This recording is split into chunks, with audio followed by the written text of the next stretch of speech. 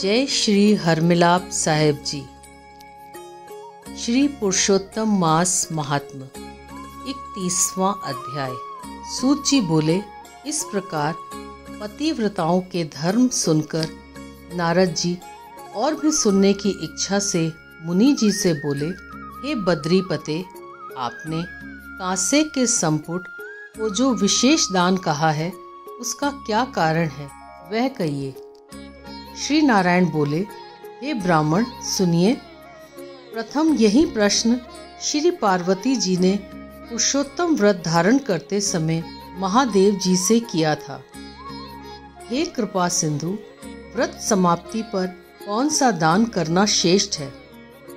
यह सुनकर श्री पुरुषोत्तम भगवान का ध्यान कर श्री शंकर जी पार्वती से बोले, हे अर्पणे, श्री पुरुषोत्तम व्रत की पूर्ति करने के लिए कोई दान करने की सामर्थ्य ही नहीं रखता।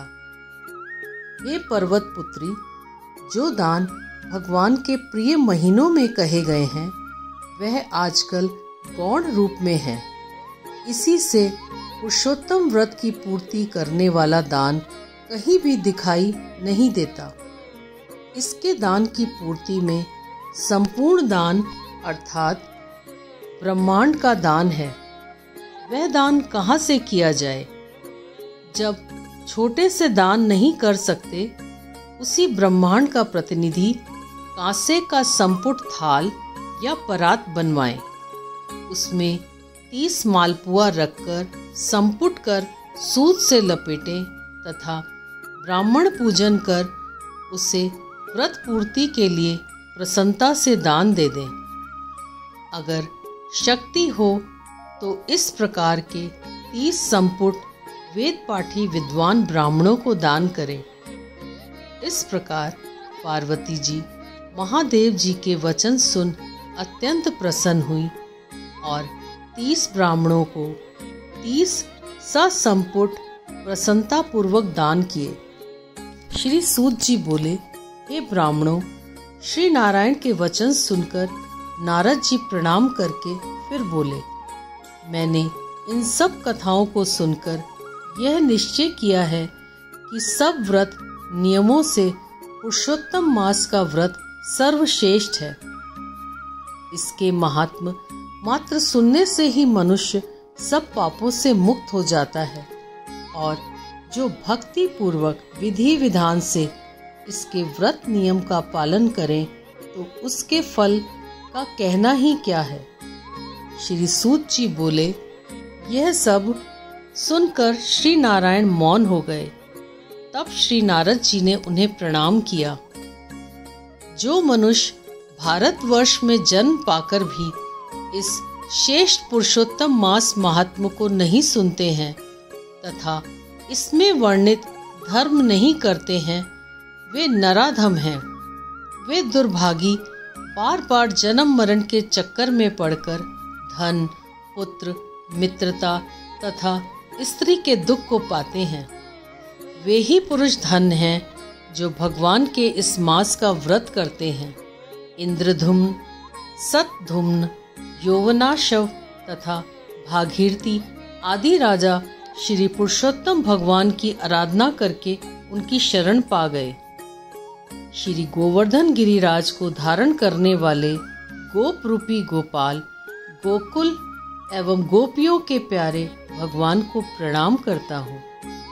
इस महामंत्र के महात्मा कौंडिन्य महीने भर जप करने से भगवान की शरण को प्राप्त हो गए तथा इसी प्रकार भगवान का श्याम सुंदर 2 भुजा मुरलीधर पीताम्बरी श्री राधिका जी के साथ विराजमान का ध्यान करते समय बिताने वाला अपनी मन की कामना पूर्ण करता है। यह धर्म छिपा हुआ है, हर किसी को इसे सुनना नहीं चाहिए। मैंने भी अभी तक किसी से इसे नहीं कहा था। इस मनोकामना पूर्ण करने वाला पुराण को आदर पूर्वक सुनने वाले को ही सुनना चाहिए। इसके महात्म सुनने से श्री गंगा स्नान के समान फल प्राप्त होता है।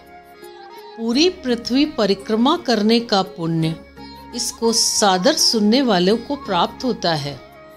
ब्रह्मांड सुनकर ब्रह्म तेज, क्षत्रिय राज्य सुख, वैश्य धन, शूद्र श्रेष्ठता तथा अन्य किरात हूण आदमी मुक्ति आदि मनोभिलाषित वस्तु प्राप्त करते हैं।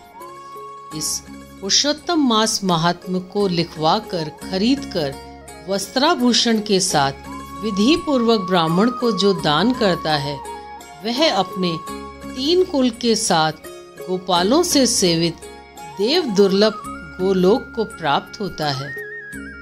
जिस घर में यह ग्रंथ रत्न रखा है, वह घर तीर्थ के समान है।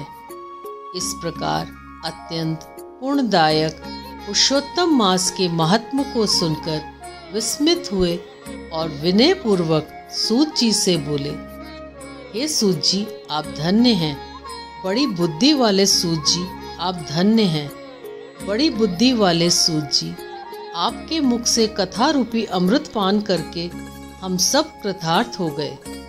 हे सूत जी, जब तक भगवान की पवित्र कीर्ति छाई हुई है, आप हमारे बीच में बैठे भगवान की मनोहर कथाएं सुनाते रहें। उन ब्राह्मणों से अनेक आशीर्वाद प्राप्त करके सूत जी उन ऋषियों की परिक्रमा करके नमस्कार कर निष्कर्म करने चले गए। तब मुनिगण आपस में कहने लगे कि यह पुरुषोत्तम मास का सर्वश्रेष्ठ और दिव्य महात्म अभीष्ट मनोरथों को पूर्ति करने में वस्तुतः कल्प वृक्ष ही है। इति श्री पुरुषोत्तम मास महात्म 31वां अध्याय। बोलो श्री पुरुषोत्तम मास महात्म की जय। श्री सद्गुरुदेव भगवान की जय। जय श्री हरमिलाप साहिब जी। आज अधिक मास की कथा को यहीं विश्राम देते हैं। आशा है आप सब ने इस कथा को अच्छे से श्रवण किया होगा। श्री हरमिलाप साहिब जी के चरणों में प्रार्थना है कि सभी पर अपनी कृपा दृष्टि बनाए रखें। आप सब गुरु चरणों में ध्यान लगाते हुए पुण्य कार्य करते रहें। आइए अब सब मिलकर आरती करते हैं।